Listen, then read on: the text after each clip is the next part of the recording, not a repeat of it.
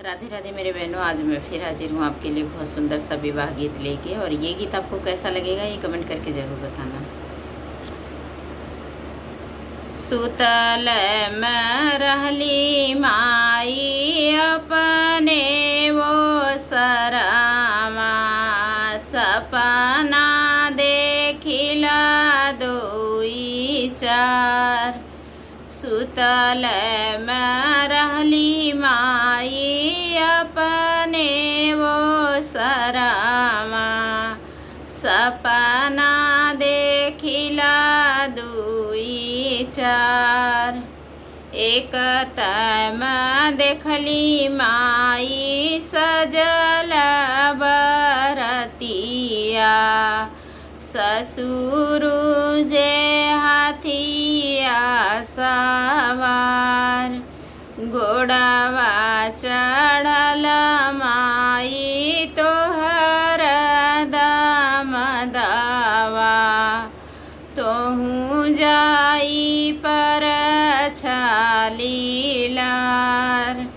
घोड़ावा चढ़ल माई तोहर दाम दावा, तोहू जाई परी छालीलार। आइल बरियतिया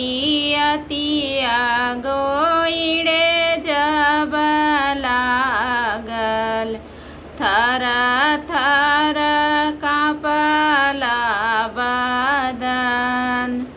आइल बरियतिया गोइड़े जब लागल, थर थर कांपला बदन।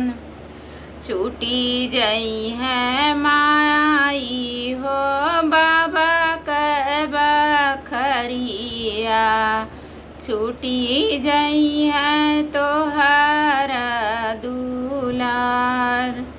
छूटी जई है माई हो बाबा के दुलरवा, छूटी जई है तोहर दुलार।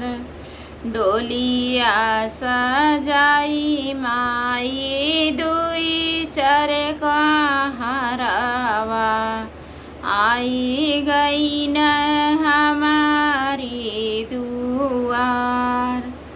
भोर भयल भोर भयल माई बोलल कोइलिया, ससुर जे मांगन गवन।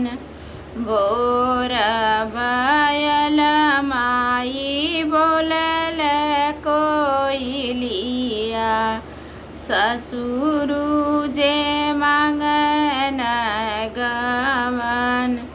फेरी दे तू माई हो डोलिया कहरवा, फेरी दे तू बरबरियात। फेरी दे तू माई हो अपने दाम दावा, हम नाही जाइब ससुरार।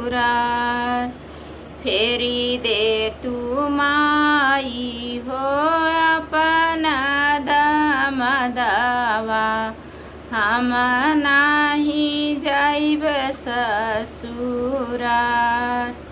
कैसा लगा मेरा ये विवाह गीत आप लोग जरूर बताना।